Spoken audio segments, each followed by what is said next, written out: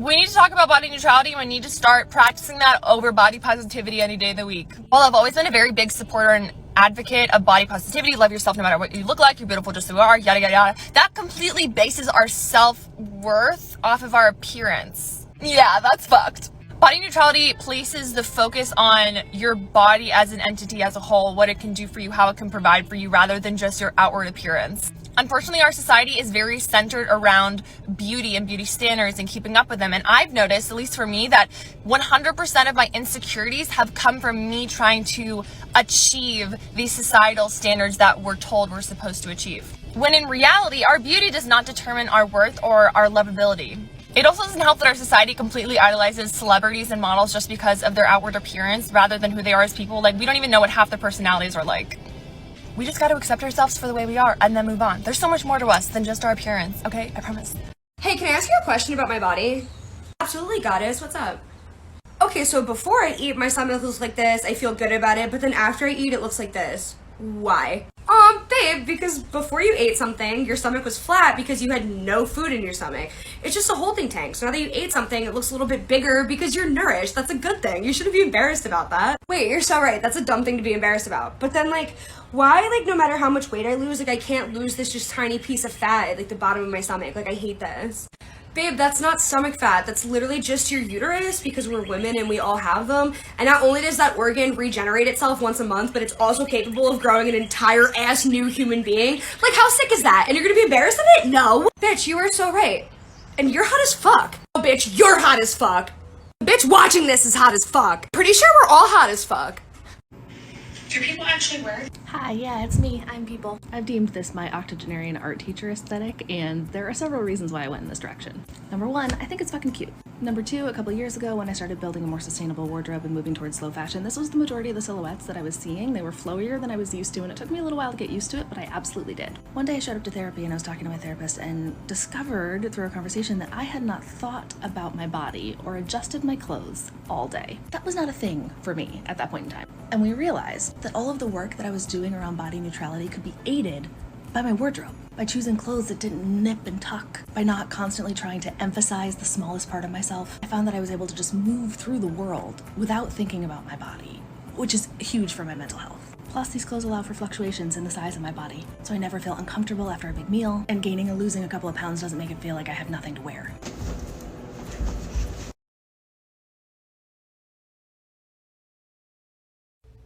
Sometimes it's not about loving your body so much as it's about just letting your body be.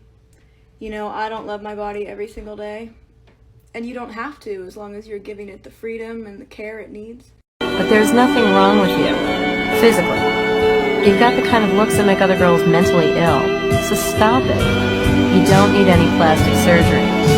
You're perfect. I got 3 looks, and that's it. Yeah. Could I interest you in everything, all of the time? A little bit of everything, all of the time. Well, look who's inside again. CEO entrepreneur. What's the unpopular opinion that you have about parenting that you know is going to make a lot of parents mad? My husband and I have made many efforts to neutralize nudity for our kids. So nudity is not inherently sexual in our house, and it's nothing shameful either. We don't say, no, you can't come in, mommy's changing, or close your eyes, daddy's getting out of the shower. They see us butt-ass naked all the time, and that's normal. And doing this has been shown to have tremendous impact on body image and self-esteem as these kids get older.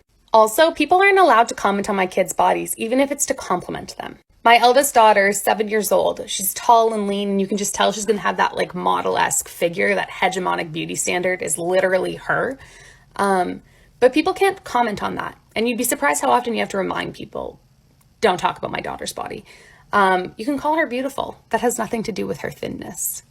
Lastly, you can curse in front of my kids, but you cannot say the word diet. You can't talk about restrictive eating. You can't do that. Do you ever see all these body positive TikToks and videos about confidence and you're like, I want to be that way, but I can't. I just don't love my body. And then you feel like a failure because everyone's telling you that you're beautiful and you should love yourself and be confident, but you can't. Well, maybe you don't have to love your body. Maybe you don't even have to like your body. Introducing body neutrality. Body neutrality is respecting and appreciating our bodies without any positive or negative emotions attached to it.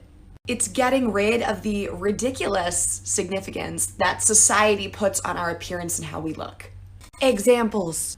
My worth has nothing to do with how I look.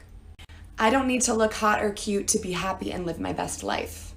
Sometimes I'm gonna look good, sometimes I'm gonna look bad, and that's okay. There's nothing wrong with body positivity or what you choose, but I just wanted to present a different option in case it helps. Here's a friendly reminder that your body doesn't have to be your teenage body for the rest of your life. I spent a lot of my life trying to shrink myself and be smaller in order to be more palatable and more attractive to the people around me. When I first started strength training, I didn't like watching the number on the scale go up and having to buy new clothes because the old ones didn't fit me anymore. I reached a point where I realized I cared more about being me and doing the things that I wanted to do and that I love to do than I cared about what other people thought about me. Now I wear my broad shoulders, my thick thighs and butt, and my big arms as a badge of honor. I feel more at home in my body than I've ever felt, and I know that this 31-year-old body has really lived, and it's strong as hell. Allow your body to be what it is today without longing for it to be what it was.